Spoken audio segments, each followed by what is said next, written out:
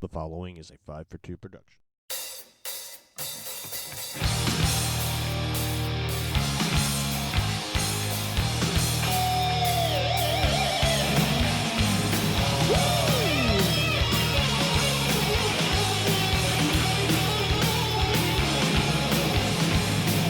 Mama, please, let me go to the show.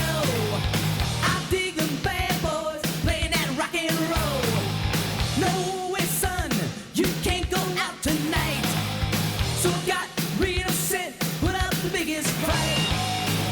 Mama, let me go to the show. Hello and welcome to episode P. And it is a packed episode of Ticket Stubs There's a tonight. visual there, Kevin. I'm going to avoid it. How's it going, Todd? Good, buddy. We're rocking. Just getting through the Trump/China/coronavirus as best we can. That's right. We are all the way up to episode 16. Can't Really, believe it, dude. I know. Can you believe that I've managed to drag you through this much? I can't believe I've lived this long. After they took away my baby pool, I thought that was going to be it for sure. But that's all right. We're That's getting just wrong, man. That's just wrong that they took away your pool. But well, you can go find out about that on an episode of What the Hell Was That, I'm sure. right. coming up. Exactly. Well, we are talking about the P's. That goes along with pool. I've seen drowning pool before, so therefore that goes along with our theme tonight. Now, I know. Look, my number one on the list is going to take you about half an hour to talk about. My number one is Pearl Jam. Oh, okay, yeah. So we're going to move that over to segment Putting 2. that off to the side for right now. Right, and we do have a special guest that's going to join us for Pearl Jam as well. So it's going to be another. Well, she could probably also talk about Tom Petty. Yeah. She's seen that. She can talk about Willie Phoenix. Oh, yes, Well, she can. She can talk about Dolly Parton, but we don't want to move everything to segment 2. But Let's just face facts. Heather's going to be in half the show, so all right. So, all right now, we know your number one, which was my number one is Pearl Jam, which is again is a big one there for you. right, I'm going to move on to a quick one here. Okay. Peter, Paul, and Mary. Peter, Paul, and Mary. Okay, yeah, because my first one on my list is I'll probably run with that for a few minutes. Now that kind of goes along with your Dolly Parton kind of thing because now they're not necessarily the same genre, but at the same time span of it's not rock and roll, folks. But goddamn it, you have to give credit where credit is due. And Peter, Paul, and Mary definitely deserve some credit. When did you see them? I remember as a kid listening to Puff the Magic Dragon. And then my parents also had a live Peter, Paul, and Mary record, which I discovered as an early child.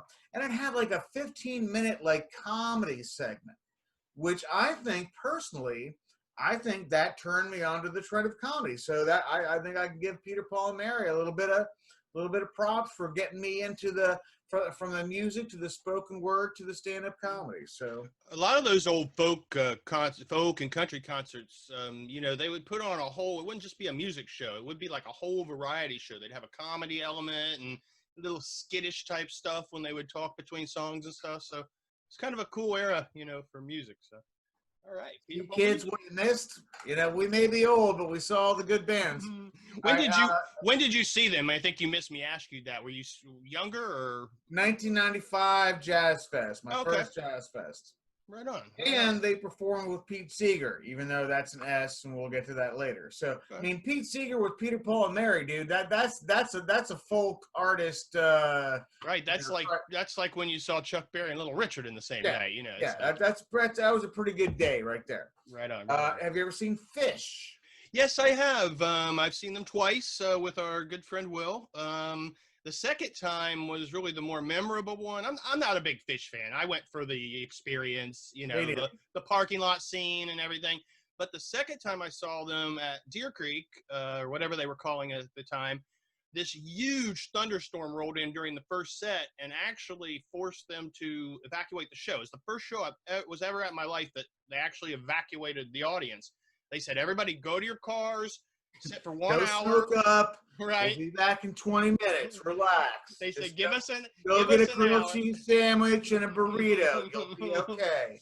But so we actually didn't even go all the way to the parking lot. We stood under like an awning by the men's room, let it rain out. And so when it did come time for them to let everybody back in, and they did, and the second set started, they literally just said, all right, all you people out there on the lawn, you could just, because it was still raining, like you could just come on down here. And so they just filled, the aisles, and it was pretty cool, kind of turned into a bit of a general admission pavilion show. So it's a bit of a Woodstock experience kind of thing, almost. Exactly. Now You didn't have to break the fences down or anything, but still.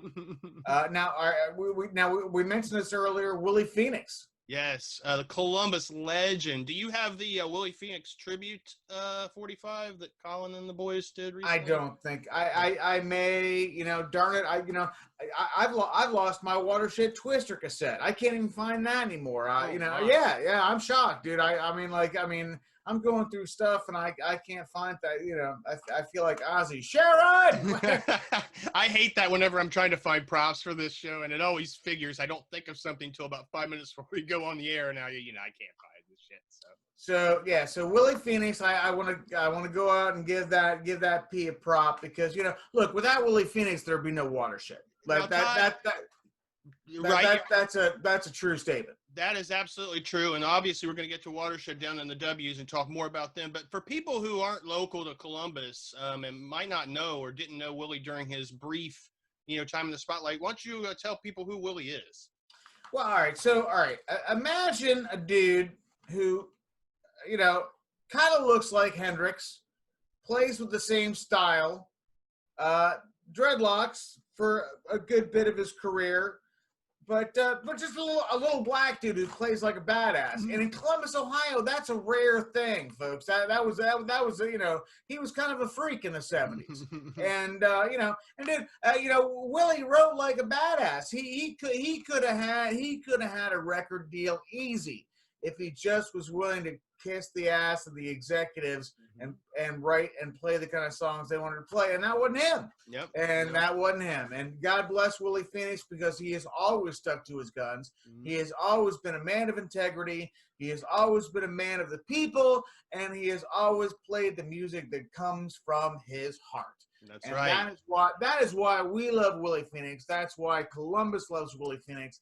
That's why Watershed was first produced by Willie Phoenix. And that's why the whole world should love Willie Phoenix. Go look up Willie Phoenix. This is the modern era of the internet. You can fuck fish. Look up Willie Phoenix. You can go right as soon as we're done with this show. You can type in Willie Phoenix right there in the little search dial and come up with some great rock and roll. Todd, just by coincidence, the very first day I moved into Ohio State, not really the first day, but that weekend, they had a little festival right there by what was the old Cannon Hall. Near the towers, and Willie Phoenix was the headliner. So I literally was introduced to, welcome to Columbus, motherfucker. Here's Willie Phoenix, So, and I also was privileged enough to play a show with Willie once. Really? Yeah, October 4th, 2013, I believe would be the date. And we played a downtown festival with wow. Yeah, so Willie just knows me as the dork who follows Watershed around. That's he didn't even know my name, I'm pretty sure, but that's all right. That's okay, Willie. I love you. God bless you. We do. Now look, we got some big names in the P's here, Kevin, and we got to watch the time here. We're already at 8 minutes. We're at 8 minutes, I know, but I thought we should give Willie his due. Absolutely. Now, all right. So here are my big P's. Okay. We can circle back around. Okay. We got to talk about Tom Petty. Yep, absolutely. Got to talk about Pink Floyd. Yes, we do. I got a great Pink Floyd story for the 88 show. Got to talk about the Police because we saw them all together. Poison. Poison. Yep. I know Poison may not be a big rock and roll band to all y'all out there, but again, I got some good Poison stories. They do our intro music every week. Thank you, Mama. Please let me go to the show. I've always thought And Brett and Ricky, please don't sue us for using your music. or please do sue us. That could probably be the best thing to happen to us. You know. I don't know. Do you think we get any money out of him at this point? I mean, they won't get any money out of us. So all they can do is That's for goddamn sure. All they can do is bring attention to our brand. All right, But- so All right. So who do you want to start with? You pick one, and we'll just tell our stories. let's go with Tom Petty. That's the big one. Okay. And God bless him. Dude, when Tom Petty died, that was a real kick to the Rest in nuts. peace, Tom. It truly was. Totally. Uh, And the world really hasn't been the same since. I always see the T-shirts that say, you know, since Prince died, shit's fucked up. Really, since Tom Petty died, shit's fucked up. You could go back and back and back, but I mean, still, I mean, yes, I understand the sentiment. And but again, though, now, did you see him on the last tour? I did not see him. The last time I saw him was the show that we discussed 2 episodes ago with Stevie Nicks. So it was a long time, since my last Petty show. But I've seen him a lot. As a matter of fact, you and I camped out for a show and had second and third row tickets for the Ohio Center. And what was great, Well, they ended up being second row. yeah, absolutely. And what was great about that show was they had pushed the first 2 rows of seats together to block the aisle. So literally, my seat was, bam, right in front of Tom. Well, I tell you, that was probably the best Tom Petty show I've ever seen. Now, first of all, we had George Satellites opening. Yes, we didn't ever get around to that. You had alluded to it on our G episode about another Georgia Satellite show that we saw together, and then we kind of just, gabbied and That had to be mentioned. I mean, look, folks, I love Tom Petty, but look, of the 5 times that I saw Petty, he wasted a lot of his set list on cover tunes. All right, so it was nice to see him with a decent opening band for a change. He was promoting Full Moon Fever at the time. That was actually my first Petty show. Did you see him earlier than that? That was my first Petty show. Yeah. Right on. And my second was at the Hollywood Bowl on the Wildflowers tour. Nice. And again, that was just more about seeing Tom Petty at the Hollywood Bowl. I mean, Right, that's the that venue. that was more about the venue, and plus I was with my girlfriend and my massage therapist buddy Jennifer, which was an interesting evening. That's another story altogether. Okay, yeah, we'll save that one for what the hell was that. Yeah. One of Heather and I's first dates was a Tom Petty concert at the Shot. Was that wouldn't okay? Now He we had, saw Jackson- Petty all together though one summer. Yes, Wasn't that the one where Trey. That was the one with Trey Open and Stevie Nicks was with him. But Heather and I actually saw him much earlier than that. Like literally the first year we were together. I think it was our second concert we went to together. And it was a Shot, and Jackson Brown opened. So I think I mentioned it in the B episode. That's the only Jackson time. Brown and Tom Petty. Jackson Brown and Tom Petty. Jackson Brown opened with the Loadout. You know it's going to be a freaking great night when he sits down and it starts with that. So yeah, good night. That was a good double bill for sure. Fuck was I? Where was I that night? What year was this? I have to. Well, it was shortly after Heather and I got together, so it'd have been around 2000, 99, 2000. So I don't know where I was. I was back in Pennsylvania. I was stuck back with my. So that was a good one. And then we obviously already talked about the Stevie Nicks show. So Stevie Nicks was all right. We're gonna get that. Well, we already talked about that because we talked about Stevie Nicks. But yeah, that was probably one of the best Tom Petty shows, other than the first one we saw with Georgia Satellites. Mm-hmm. Was seeing him with Stevie Nicks and doing Insider. Insider is one of my favorite Tom Petty songs of all time, hands down. You were talking about Tom Petty doing a lot of covers. It was funny at that show specifically. I remember he did at least 3 songs that my cover band at the time played. And I remember texting my guitar player, like, Tom Petty's playing our set. I think it was like, baby. And again, I got no problem with the band playing covers, but when you have so many great songs to play, don't dick around. Stop. Speaking of a band that has a great lineup but always wants to play covers, the last couple times I've seen Heart, they've actually always included "You Wreck Me, Baby" by Tom Petty. I'm not sure what their attachment to that song is, but they do enjoy some Tom, obviously. But All right, Anyway, here's to so Tom. big P for rest in you. peace. What do you got? What do you got for us? Why don't we talk about Police? Since we both saw that show together. It was the reunion God, I saw that. tour. Yeah, exactly. I actually had gone on vacation and didn't think I was going to make it to the show. I don't know if you remember this. Buddy, I was with you. What are you Yeah. talking about? Okay, well, I didn't remember if you bought tickets with me or got your We your went own. to the Truckers, right? Yes. Wasn't that a Truckers Yes, weekend? it was. It was a trucker weekend. Thank you. See, sometimes we have to jar each other's memories on the exact details. But yeah, we got back. Day of show. It's like I looked up at Ticketmaster. It's like there's still tickets. Let's go. You know. So that was awesome. I just remember man. you, me, and Heather standing on the corner across from Nationwide going, well, let's give it a shot.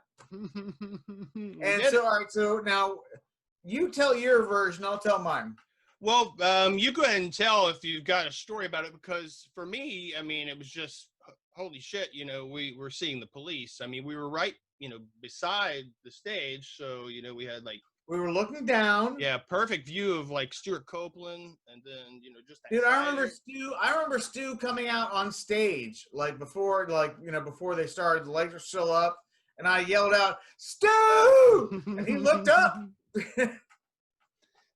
That's a great area. I always try to like snag those seats, no matter what concerts I go to, no matter what show I go to at Nationwide. During the opening act, Heather and I will always sit and watch that section right there by the stage, and it's like, okay, it's still half empty. Those seats didn't sell. You know, we're going down, you know, and climbing in, and it usually 9 times out of 10 works out. So All right, so now tell me, all right, so now tell me if you remember this or not.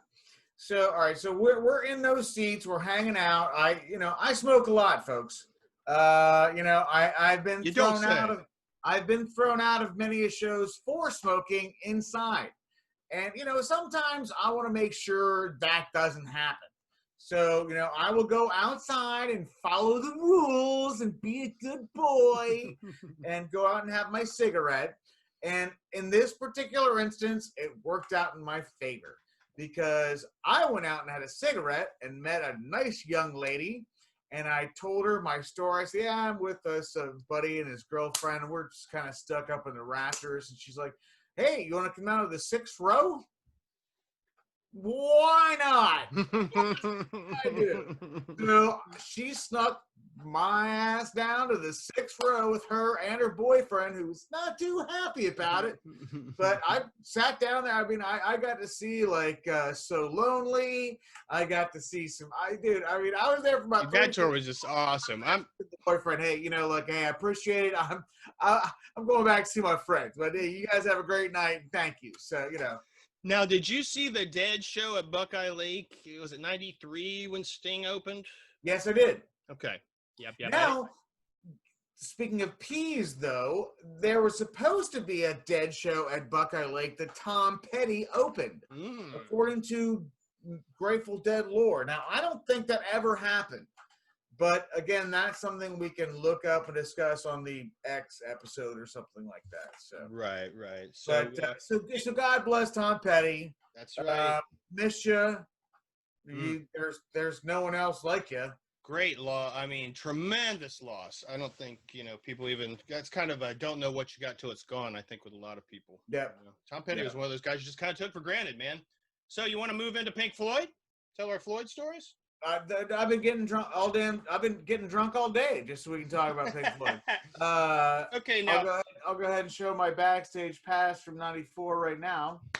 all right. Now you showed the '88 poster last week. Now in 1988, I'll let you tell you. I'll tell mine first, and you can tell your version because I know we didn't see the show together because of how I saw the show. You were working it. Yeah, well, that's part of the story. Back then, I kind of was burnt out on Floyd, and I was also kind of in the no Roger, no Floyd camp. So I had said I'm not going to that show. You're probably the dick that talked me into selling my tickets. I don't think so, but everyone was so hyped about that, and the whole wristband and it was like the first time that I remember wristbands for a show, and just all the hype surrounded it was just, kind of ridiculous. But then one day I looked in the lantern and it said ushers needed for the upcoming Pink Floyd show. I was like, okay. So I go over to the Hyatt Union, I sign up, and they gave me a number. Now in the ad, it had said 200 ushers needed. they gave me a number of 88. And I thought when I left, I was like, I bet I'm the 88th person that signed up. Sure enough, I got the call, got the gig, show up day of. They line up all the ushers, probably, a couple hundred of us. And they take us all out to a concourse of the stadium. And the head guy or whatever, the crew boss said, all right, now I need to split this crowd, split all of you in half, and I need half of you to come with me. So boom, when he said that, I just, I was there by myself, no friends or anything were doing this with me. So I ran up to him. So we march out into the main concourse of the stadium down to like level A. And then he says, all right, I need another half of you to come with me and half of you to go with this person. Boom, I went with him again. We marched down onto the field. We're kind of in the back. Then again, he says, all right, splitting you in half again. Every time he would make a cut, I made sure I was the first one to go with him.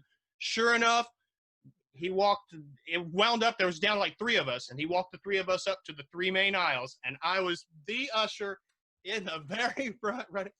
So many people got by me that night. I wasn't standing there with my back to the show checking tickets. I was standing with my back to the crowd watching the show.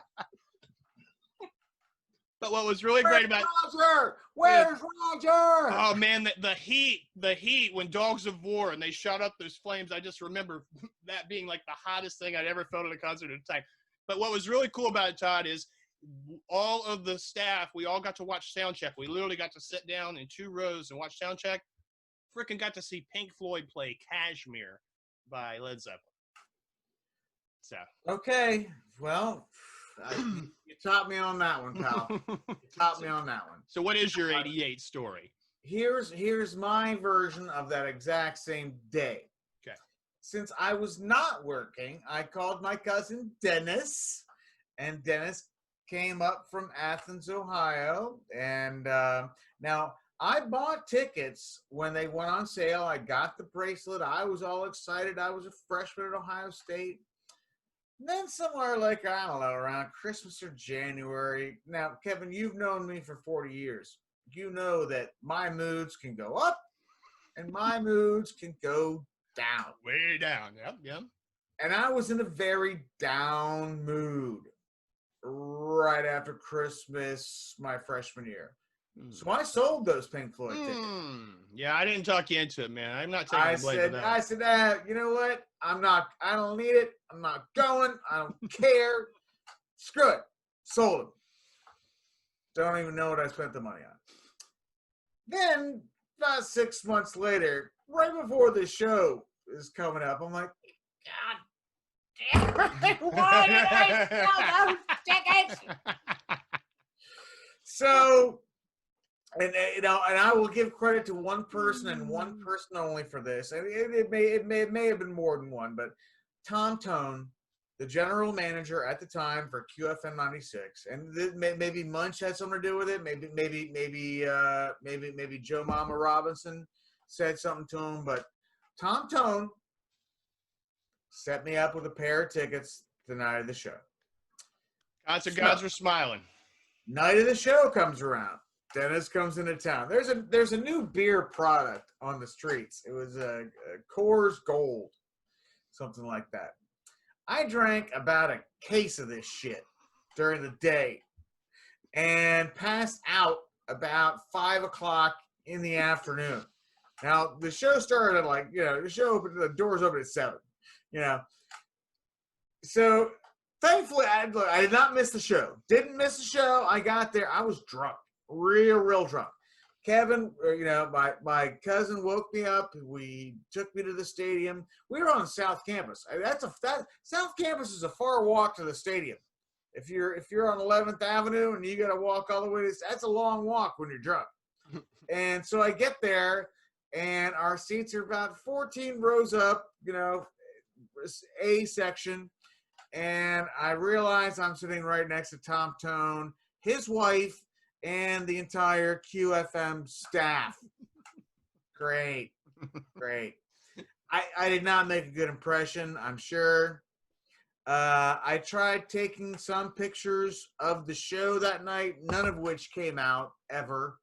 They were all just black, blurs. However, when I got my pictures back from that show, there was about 14 shots that were crystal clear, all about the same. Shot of me in my dorm room, passed out drunk, mouth wide open, beer in hand. Dennis put a sign on me that said, "I love Pink Floyd, blow me," and took about 14 pictures. Hey, you got off lucky. We could do a whole Sam Kinison bit here. Now, again, folks, if you actually want to see this picture, buy the book. Buy the book. So, yeah, so that was Pink Floyd number one. Pink Floyd number two, when they came back, that's how I got the backstage pass. All right. Now, were Me, you? Jeff Therian, and my girlfriend at the time, Beth, God bless her. I was working at Ticketmaster time. I sat in the Ticketmaster seat. We were just walking. We were partying. We were walking down the street. We were going down to that little dinky bar across from Tommy's Pizza on Lane Avenue. Right. And some lady pulls up and goes, "Where's the stadium?"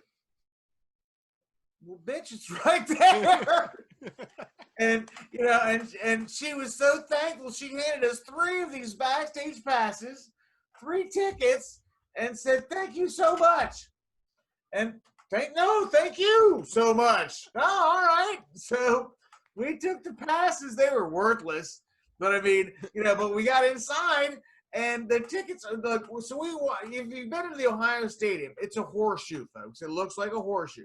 We started at the back end. The stage is at the front end. We just walked up the middle and just kept going until we got to about the front fucking section, man. It was amazing. You were dealing with ushers that were like me in the '88 show. They didn't care about checking your ticket. They were wanting to watch Pink Floyd. Fantastic. So, I mean, now I don't know about you, but I mean, like, I've been a Pink Floyd fan probably since, I don't know, 10th grade, 15, 16 Yeah, years. me too. Used to go see The Wall on midnight movies in my hometown. Basically, about the time I started smoking marijuana. That's how that worked out. I think it goes together with, that's one of the reasons I got burnt out on Floyd, pun unintended, freshman year. There were these stoners, annoying stoners on my Just floor. listening to nothing but Floyd. It was just like, come on, dude. I didn't care if I ever heard another. I've come full circle. I love Floyd, but I feel the same way about Zeppelin now after working at QFN 96. So I'm going to be honest. The best Floyd show I ever saw was Roger Waters when he performed The Wall. So not surprising. that was Floyd for me. Now, Todd, I'm going to go back to Dolly Parton. You never saw Dolly, have you? No. Okay, well, I have 2 Dolly shows. No real big story, so that's why I'll just throw them out here. But one of them is one of those that doesn't count. I saw her as a very young child at the state fair. You have a ticket stub? I don't have the ticket stub because it's the state fair. I don't even know if you got ticket stubs back then. Right. It's the old grandstand. I just remember I went with my oldest sister and her husband was obsessed with Dolly Parton's breasts. So I just always remember that. And then a couple years ago, she came on the Pure and Simple tour. And my sister and I, Mindy, who joined us for our Leonard Skinner episode, we got tickets together and went. And that show was awesome, Todd. I mean, she played like 30 songs, 2 sets, very small band. She made, the little comedy bits like you talked about. I remember she had a really funny joke because she didn't have a drummer in her band. It was the Pure and Simple tour, so it was more like a little bluegrass band. Right. She did do a few songs that had drums, so she literally picked up the little drum machine that she had, and she said, "Okay, well, we're just going to use this for a couple songs." She's like, "My drummer, when I told him, when I told him we were going to do this tour, he's asking for a little too much money." So, I said, "Honey, we only need you for 2 songs, So, but Dolly They're not that important. Dolly was awesome. I mean, I gotta say, she's knows how to put on a show. We know that. Poison or Pantera? You want to go to next? Well, you do Pantera. I got Poison Stories. Plus, Okay. Well, we'll do Pantera, and then we'll take a break. Then we'll do Poison, and then get to Pearl Jam. So, for you now, you mentioned just in casual, in passing last week at the end, you don't think you've seen Pantera? I know. You're Well, unless I saw them at an Odd Fest that I wasn't paying attention. right. Speaking of an Ozfest, I got a cool. This is from the 97, the riot year that we've talked about in episode 2. There's Cool the Pantera section. Yeah, I wasn't there that year, I don't think. Yeah, that, so Pantera was talked about early on in our show. We talked about him on episode 2 with the Ozfest riot. Phil Anselmo had to kind of take the brunt of that as the guy on stage with the mic, told everybody Ozzy wasn't going to be there. But I just had a couple Pantera stories I want to touch on. The first time I ever saw them was in April 11th in 91 at the Alrosa Villa. I don't have a stub for it, but what I recall about this is It was like a week after my 22nd birthday. Oh, right on. Now, the opening act that night, Todd, was our friend that we've mentioned in the Kicks episode, Brad Tivens and Wrathchild America. So it was a fun show. But I'm surprised I wasn't there. Again, you probably were. I was probably still trying to talk you into these heavy shows at the time. If I didn't get a ticket for free, you probably had no interest. But anyway, so at the time, if you remember the first Pantera album, Phil had like the mohawk with the big long devil lock. Well, he was disguised walking through the audience during the Wrathchild set, and he had his hood pulled up and with a hoodie and just kind of walk. Well, me and our old friend Doug Sexton, we recognized him immediately. We're like, "Hey, Phil, what's going on?" He's like, "Hey, you guys gonna do some moshing and some slam dancing, during our set?" Sure, So during the Pantera set, towards the end, Phil said, "All right, we want everybody." He goes, "Who's got the good green bud? Who's gonna smoke it with me?" Yeah, I'm like Arnold Horseshack in the back. Oh, Mr. Anselmo, pick me. Oh. So he also says, "All right, for this next song, we want." This is like the last song. He's like, "We want everybody on stage." So. And I want you to smoke all up. Exactly. Well, half the crowd jumps on stage. I pack one up and I give it to Phil. He takes a puff and then he grabs me and sets me down on the drum riser and says, "Stay there." He goes out, sings his song. Comes time for like a dime bag guitar solo. He comes back over, sits down with me, like myself again. Show's over. They're filing everybody that didn't stage dive off the stage. Phil grabs me again. He's like, "Hey, you're gonna bring some of that to the bus, aren't you?" I'm like, "Of course." So that's my memory. Now, Phil did not actually participate on the bus. Him and Brad Divens were busy with I'm going to be honest, with some fat chicks in the back. they seem to have some kind of little fun double thing going on with 3 real hefty women. So whatever floats your boat, right? But I got to sit, Rosie, baby. I got to sit in the front lounge with Dimebag Darrell and Shannon Larkin from Wrathchild, who is now the drummer for Godsmack. So that was pretty cool first Pantera experience. Hell yeah. Here is Saw 'em once with Megadeth at Vets. That's there. That's some more. Oh, God bless you. Saw them headline Hare Arena. There, that was a freaking slamming show. When I moved to Phoenix, Todd, Pantera played a place called Compton Terrace. I've talked about it in a few episodes. And it was about like 3 days after Phil Anselmo OD'd. I don't know if you remember this in the 90s, but he first time or the first big time. Yeah, the first time that was like public, but it was a pretty big deal. But it was also coincided at the time that the Metallica Load album had been released. So Phil's on stage with Pantera and he's like, "All right, I guess I gotta talk about this." He's like, "Yeah, I OD'd."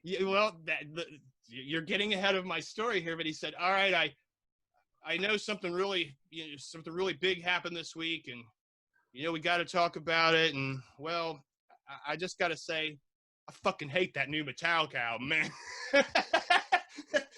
That was his way of completely glossing over the story.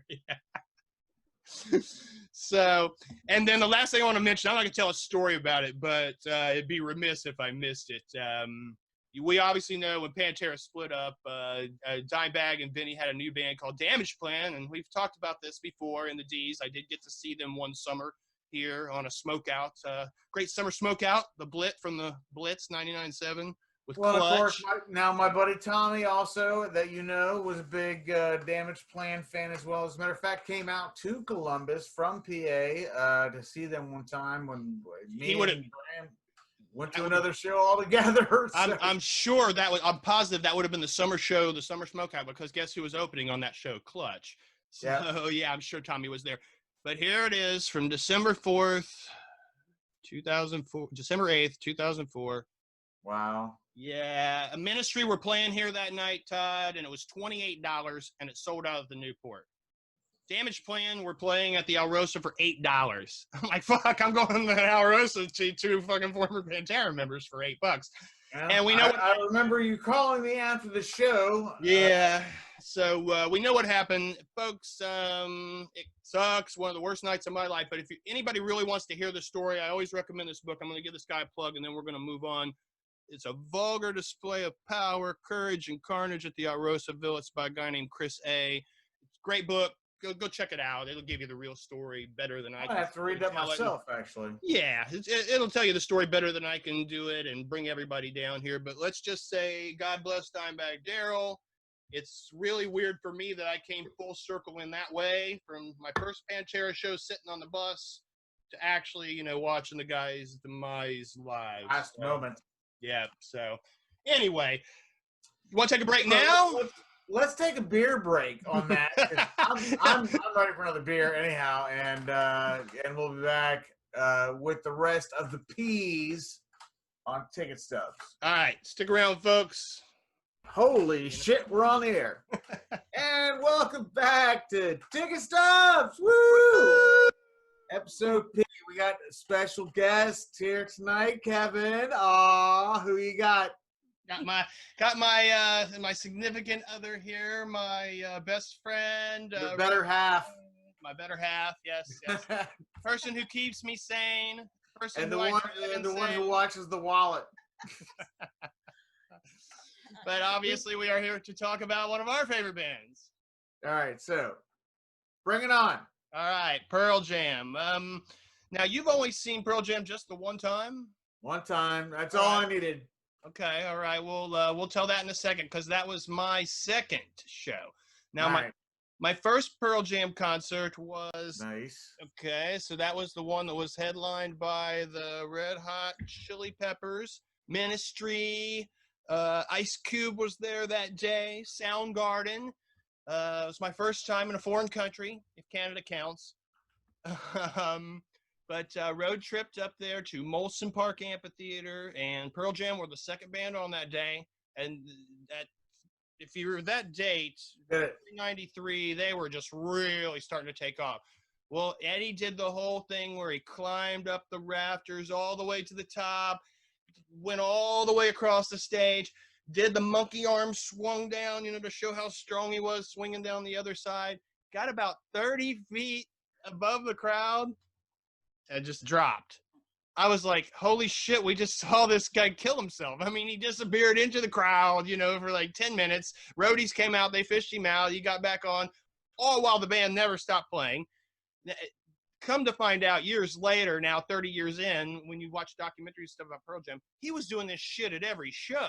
So, now here, no offense, this is what Chris Cornell should have done at Rock on the Range. He should have waited to kill himself at that big show, jumped off the top and just boo, boo, boo. We were supposed to see that show. Heather actually has the T-shirt that actually says Soundgarden. So anyway, so Todd has to make everything inappropriate.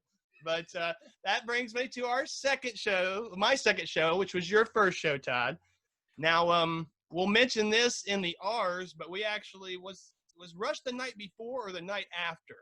I know. Dude, all I know is I saw 4 shows in a row, like 2 Grateful Dead shows up in Cleveland. Then we saw Pearl Jam and then Rush. And dude, I was a mess by the end of the week. That's all I know. I'll have to check the dates on the tickets, but I just remember going to Cleveland 2 nights in a row, one night for Pearl Jam and one night for Rush.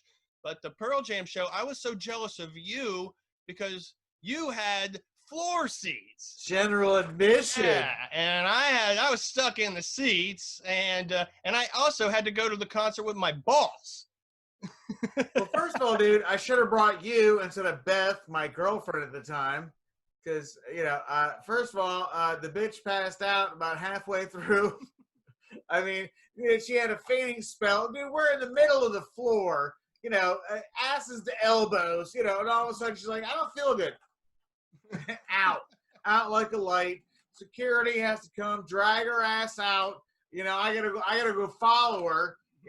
Make sure she's okay. Dude, if it had been the first date, I would have left her ass on the ground. So, but and not only that, but just I found the fans were annoying. This was like the first big Pearl Jam tour, Headline tour, yeah. And after they hit on MTV and they got big and whatnot. And dude, I just remember like these just annoying, sorority chicks on top of their big meaty boyfriend shoulders, yelling, Eddie, bitch, get down! I can't see. I found it. I was not pleased by the show at all. And plus, I don't know if you remember this or not. The opening band, one of the most annoying opening bands I've ever seen. Grant Lee Buffalo. Oh, I couldn't even remember that they had an. Oh my Christ, they were horrible.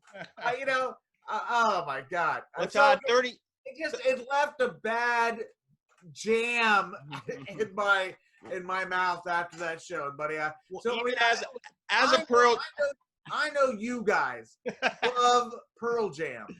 Like I love the Grateful Dead or love Jimmy Buffett. So I mean, I'm not bagging on you whatsoever. Todd, that's what I was going to say. I was going to say, as Pearl Jam fans, I'm sure Heather can back me up on this. 30 years later, their hardcore fans are still fucking annoying. Trust me, I agree with you. Look, dude, we're just there for the show, man. If half of them are like Bill from Connecticut, I'm never going to see another fucking show again. That's all I got to say. I love Bill, but God damn it, Bill gave you a hearty endorsement for your books this week, so I don't want to be an entire room full of them. You know what I'm saying? One is enough. Shout out to Bill from Connecticut, the only guy I know that sees every single Drive-By Truckers concert and every single Pearl Jam concert on the planet. Oh wait, don't forget about Neil Young. And yeah, Neil Young as well. So anyway, this is going to bring me to our special guest. I went for about 12 years without seeing Pearl Jam. For some reason, between 93 and 13 years, actually, 2006, I didn't see them. But in 2006, for some reason, I really liked the album they put out that year, the Pearl Jam self-titled. Great album. And so I was back into Pearl Jam. So I had tickets for 3 shows that tour. And I wanted to turn Heather on to Pearl Jam. So I got her tickets for one of the 3 shows. So I went to the Cleveland show the first night. The next night in Pittsburgh, I took Heather and I warned her going to the show. Heather, you'll back me up on this. Oh, yeah. Heather she has wonderful taste in music, but she likes the songs that she knows. She likes the hits, the radio stuff, the stuff that she knows, stuff she can sing along with. So I was warning her the whole time there. I'm like, no, honey, they might not hear it. They might not play anything you know. Just, they'll play a few songs, but for whatever reason that night, Todd, the concert guys were smiling. It was the greatest hit set, man. Every single big hit. They were doing it for you, Heather. Yep. They were doing it just for you. And what happened? I created a monster. I became a total fan. I love them. So now she's at 14 shows, I believe, because I'm up to 16. I have 2 more than her. We've been all over the country to see them. We based a whole road trip in 2018. Stand up on it. I will put the link in the description for this show, but I did a whole blog for the road trip for Pencil Storm. For Colin, you owe me. I did a whole blog for you for Pearl Jam. You got to come on the show. We're still trying to get him on W. We're working on it. Anyway, so it's really been, I got to say, it's been a great 14 years with the love of my life, just, driving all over the country. We were supposed to see them twice this year. So, but COVID hit. yeah. So so we Heather, let me ask you something. And Kevin, turn your head. Don't look away. Hey, Heather, would you rather go see Pearl Jam or Drive By Truckers? Pearl Jam. Really? Pearl Jam, all the way, yeah. Ah. Even with all the politics and everything else and blah, blah, blah. Really? I would rather see Pearl Jam. It's a better show. It's a better show. It's a better environment. It's just a better feeling. And it's Oh, on a boy. bigger level. And just Them so fighting many more words. people experiencing it.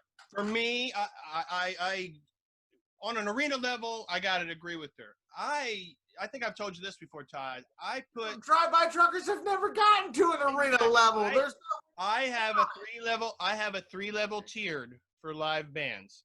I have my club level band, which is the Drive By Truckers club. It's larger club. I have my mid-level venue band, which is Clutch, and then of course there is the arena level, which is Pearl Jam. Arena and stadium level. I mean, come on.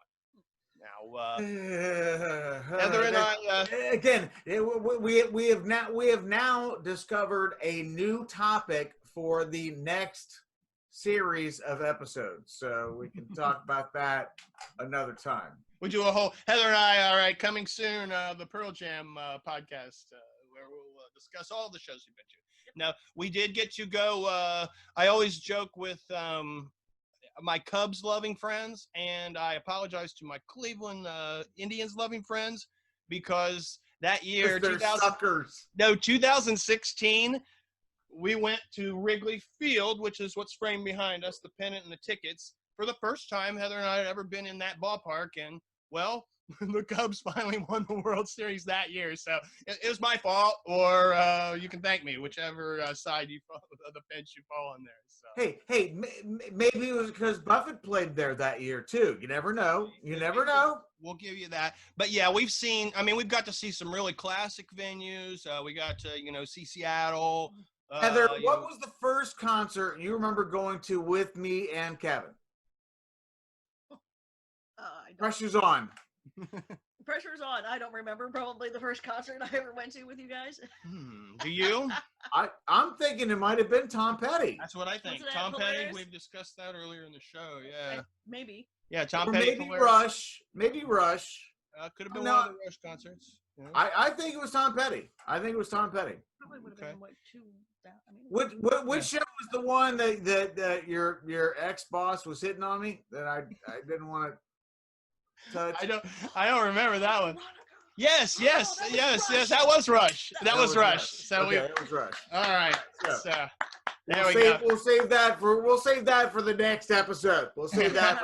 Right, Heather, right. you got to come back. You Right, got to come right. back. See, that's how we suck you into this podcast. We get you in on one letter and like, oh wait, you got to come back for this episode now. So, I'm okay with that.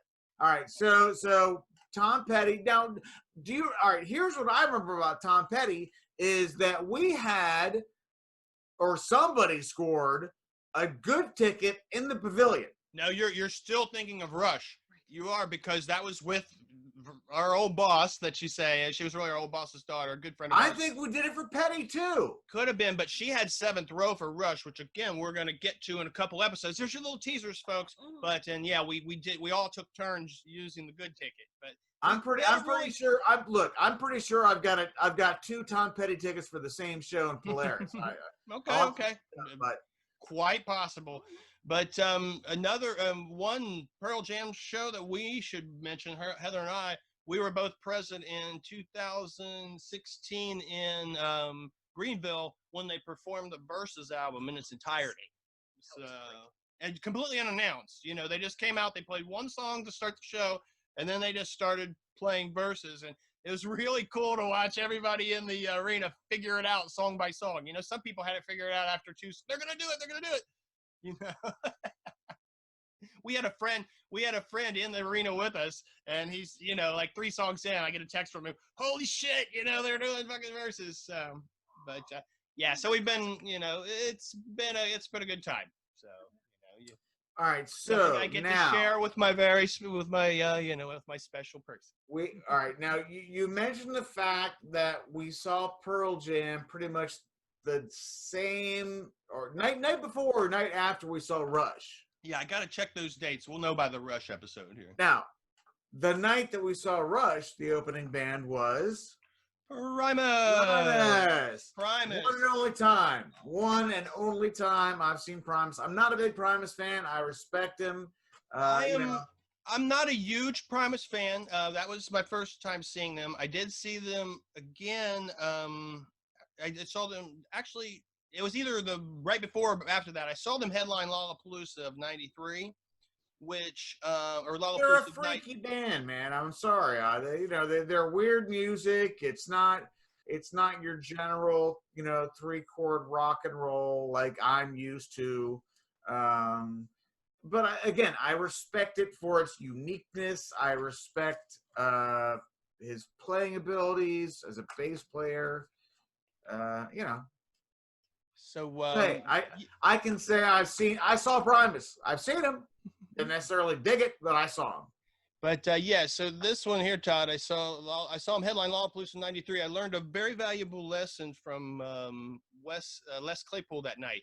People were taking flash pictures. He said, for all of you taking pictures, he said, turn your flash off. He said, number one, you'll get the cool stuff on the screen behind us. And number two, you're working with limited material if you're trying to get good pictures of us. I also saw them, Todd, on the final Slayer tour. And you would be surprised. You would think Primus might not work well with Slayer, but for some reason, those Slayer, I can see that. They fucking love Primus. And one of the cool moments of that show was that sounds like a really bad acid night. That sounds like a night I'd have a really, really bad time on acid. Hey, now in the same show, I can tie this back to an earlier P that we talked about because the opening act that night was Phil Anselmo doing an all Pantera set for the first time since he split from the band. But what I was going to say about Primus, Todd, on my birthday this year, I was supposed to go and see Primus doing a Rush tour. Rush. Oh man! At the Express Live. The show has been rescheduled for next year, July. We'll see what happens. But hey, look, at the very least, you know that Les isn't going anywhere anytime soon. So it's not like you're waiting for a Giddy and Alex to get back together. Right. So yeah, it's something to look forward to next year. But anyway, but we do have a few more pieces to discuss that we'll Robert Plant doing another little segment here. Robert Plant. Let's throw him out there. Okay, well, we discussed the Golden God, the only guy from Led Zeppelin I've seen. I saw him open for the Who at Hershey, Pennsylvania, in 2004. It was right after the Ox died. And you know what? Even in second row, Robert Plant's not that impressive. So I'm sorry. You haven't seen any of his Americana stuff or anything? Look, I don't give a shit about his stuff with Alison Krauss or whatever. Who gives a fuck? Now, I'd love to see that, man. Heather and I would love that. We love Alison Krauss, but go down to the river to pray. But dude, he sounded like hell in '76. I can't imagine him. Did the only reason why he doesn't want to get Led Zeppelin back together is he doesn't want to embarrass himself. Well, exactly, and that's why I respect him. He knows his limitations, so he's doing a kind of music that he actually likes. Now we did see him open range. We did see him open. We saw him open for the Who. Todd's rolling. Anyway, we also saw Robert open for the Who, and then we talked about back in our L episode because I counted it as my Zeppelin set, seeing Plant and Page at Gund Arena. So, yeah. All right. Now, see that sounds like more of a fun show than what I saw, but. So Todd, I think that brings us around to what might be our wrap up. Wait a minute! I still got a couple. Give me like a. Let me go. I was gonna actually, wait a minute. I was gonna say there's two shows that you saw that I definitely didn't. One was the Prairie Home Companion. Prairie Home Companion. God bless him, dude. I used to love that radio show.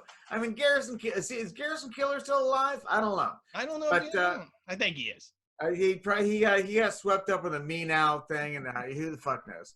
But Oh, that's true. He did. Yeah, he did. Yeah, dude, I'm sorry. Anyone who's been in entertainment since the 1970s has probably gotten a fucking Me Too moment in there. Okay, Yes, you are absolutely correct. let's not mince words here. All right. So anyhow, So God another, bless it. You know, and mom and dad used to, you know, they would support me in anything I do. I'd have to drive an hour to Harrisburg from their house to the work every day. I would listen to Prairie Home Companion on Sundays, and I finally got to see it live at Wolf Trap. It was fantastic. I wore my Fuck Michigan shirt, and I covered up the U with a 1972 Muskie pin. I thought all the Democrats, all the old liberals could really appreciate that. And some father with his little kid said, "Why are you wearing a shirt like that?" I'm like, "Dude, your kid probably can't even read anyhow." It's pitiful. So that's my Prairie Home Companion story. what happens at a Prairie Home Companion show? Does he just tell the stories, or? Well, I mean, it's a live performance. It's like a play. Okay. I mean, you've got the musical aspect. You've got the spoken word with Garrison coming out and telling his little stories and whatnot. And I kind of imagine it being like the Neil Young Greendale concert, but much more entertaining. Right. Much more entertaining. Yeah. So anyway, Okay. Here's one, Todd. I'm super jealous of you for seeing. We talked about this off the air, but you saw Richard Pryor. I saw Richard Pryor. I saw the one and all. I saw Richard Pryor, motherfuckers. I've seen Sam Kinison, I've seen George Carlin, and I've seen Richard Pryor. I saw Carlin, but I didn't get the other two. So now they had to wheel his ass up on the stage at the Comedy Store to do it. But I saw Richard Pryor. And I tell you, this was obviously after the MS and all that, but still when he could speak, and it was a slow speech. It was a quiet speech, but you could hear Richard Pryor up here. Right. It just wasn't coming out the same way. Gotcha. His brain was still making the connections. The entire room of the Comedy Store was filled with other comedians who just wanted to be there to hear him speak. Of course. And it was amazing. I wish I had a ticket stub. I don't have a ticket stub for it. But John Prine is another one that we're gonna miss. Rest in peace, John Prine. I missed my chance to see him last year, and well, I missed my chance to see him. Yeah. Godspeed. I got one more Public Enemy. Haha, yes. I actually, hold on. I have the stuff for that right here. You know what? Fuck NWA. Yeah. I'm sorry. Public Enemy is the shit. Absolutely. Besides Run DMC, Public Enemy is probably one of the best damn rap bands there ever was. And, they didn't have to talk about pussy. They didn't have to talk about guns or them using guns. No, they could talk about politics and keep it interesting. They talked about power. They talked about equality. They talked about freedom. They talked about oppression. They talked about standing up to the fucking man. That's, power. We need more of Public Enemy these days. Less Drake, less less Kanye West. Yes, less Cardi B, less Megan the Damager or whatever she is. What do you remember about the Public Enemy show at the Newport? I remember being the only white person in the Newport. I remember that. Then you have a very faulty memory then, because I was concerned about being one of the only white people at the Newport, and there weren't any freaking black people there. It was all fucking white people. Public Enemy, as it turns out, were not very popular amongst the blacks, the black crowds. I don't know. Hey, we liked them, but we're mixed. Really? Yeah, no, seriously. There was not a lot of black people at that show, which shocked me. But what happened was the Newport was prepared for what they thought was going to be a heavily black attended show, And I think, Todd, that was probably, I'll get a little political. That was probably the first example of institutional racism that I've seen in my life, because it was the very first concert I ever had to walk through a metal detector for. They never had metal detectors at Slayer. They never had metal detectors at fucking Suicidal you Tendencies. get through a metal detector for a Slayer show. You're walking through with chains and shit all over you. I mean, how the fuck?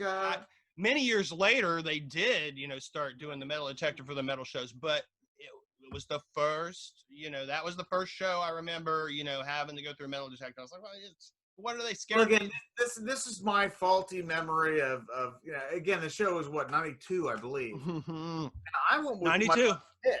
Right after Christmas, December 27th, 1992. And I think Danzig played the Newport that same week. Quite possibly. Now, we talked about this last week when we were teasing this show. Remember who the opening act was supposed to be? Rage Against the Machine, motherfucker. Now that would have made sense of having more white people there. That would have made more sense. But anyhow. But hey, it's actually appropriate that Heather's on with us right now, because the band that got the call, the local band that got the call to fill in when Rage Against the Machine pulled off of that tour, was a good friend of ours that grew up with Heather, a guy named Kent Grossweiler. He played drums for a local rap band called Poets of Heresy, and they actually got the, so pretty cool for them. He can say, Right. he can say he played on stage with Public Enemy. So. Well, there you go then. But that really, we only have one band to talk about, and we have time to talk about them. So since Heather's with us, she's going to stay with us.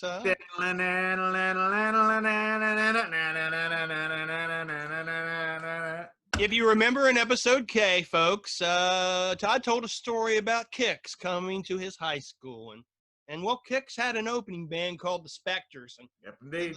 the Spectres didn't really make it in rock and roll. Nobody really heard of them after those Pennsylvania days.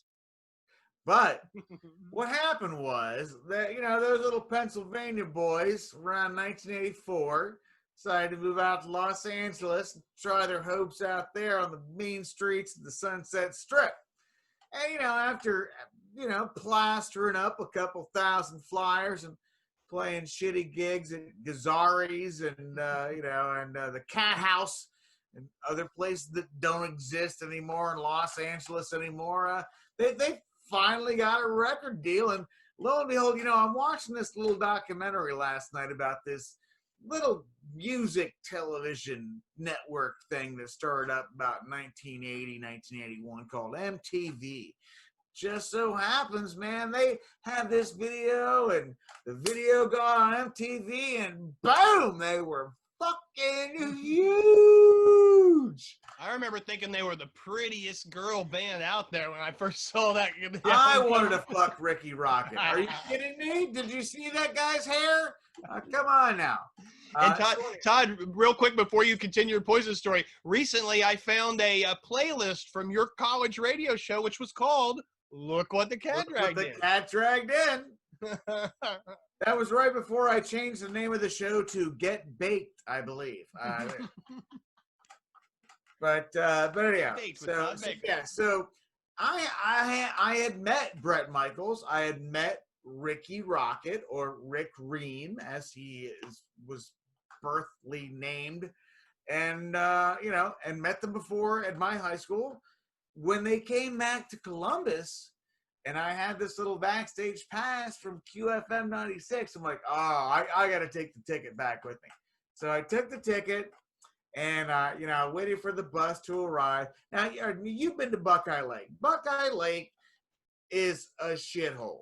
It's one giant dust bin of a little fucking area, with the stage at one end and really, really bad chain link fence backing it up. That's security. It's the chain link fence right there. So I'm backstage standing on one side of the chain link fence. There's 30,000 geeked up fucking 20-year-olds on the other side. Yeah, good security. And so I'm hanging out with Tesla and the guys from Warrant. And sure enough, here comes Bret Michaels and the Poison Bus. And I waited for the crowd of girls to get away from Brett, and I brought up my little ticket stub, and I said, dude, you don't know me, but I'm from your area of Pennsylvania. Do you remember this show? He said, dude, I totally remember that show. I like Moon the Crowd. I'm like, yes, you did. My dad was the assistant superintendent. My mom didn't appreciate it that much. So, yeah. So he was nice enough to sign it again. And, and it was a great moment. And the fact that I got to meet him before they were famous. I got to meet them at their heyday. And we're on the P's now. When we get to the R's, I'll tell you a little story about Rat. And the opening band for that show was Kix. And we'll tell how this whole story wraps up. So P equals R equals X. It all works out in the ticket stubs alphabet, boys and girls. Right on. It's funny you mentioned Kix being with Rat, because when we get to Rat for my story, I have a Poison story with Rat. So they all played together. Dude, it was Rat, Tesla, fucking Poison, and Warren. Like all of them touring constantly. Mm-hmm. Yeah. Yep. So, but gotta give it to him. You can make fun of Poison. I mean, everybody. I know when Heather and I saw Bret Michaels just a few summers ago at the Obed Zucchini Fest, which I've mentioned many times on this show. Great shows come to the Obed Zucchini Fest, man. Funny name, great shows. But Bret came with Lita. I'm sorry. Lita blew him off the stage. Bret did like the same 9 popular Poison songs, and he had a drum solo and a guitar solo, and he kept talking about how we're gonna be back next year and blah blah blah. And you knew he wasn't fucking coming back next year.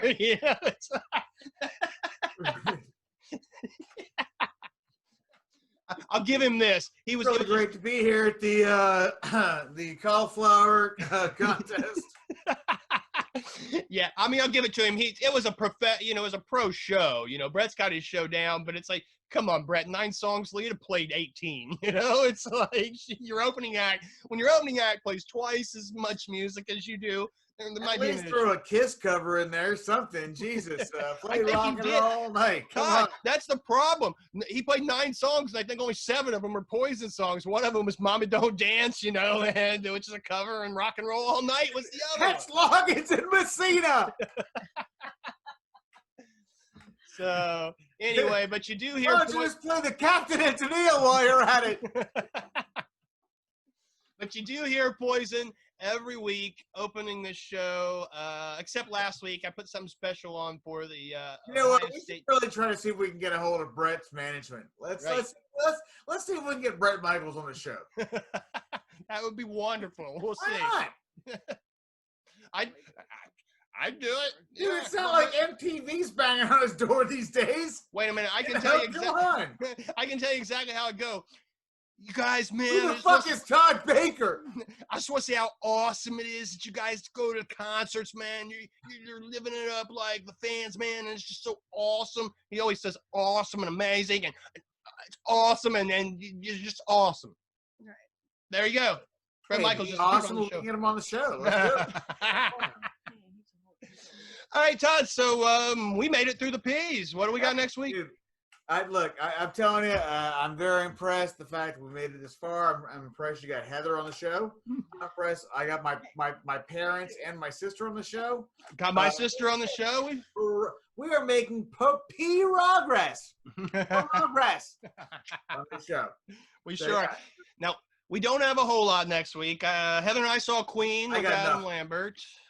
That was great. There you go. She can I can say I saw Quiet Riot without Randy Rhoads. Okay, I saw Quiet Riot about 7 months before Kevin. I saw Queensryche, although that was the same night that I got kicked out of the Metallica show. It's a drunken fuckfest. One of Heather and I's early shows that we saw together was Queensryche at the Newport. I got Queens of the Stone Age, and that's about it. So we'll see what happens next week. In the meantime, line now with the X's and just make it one show.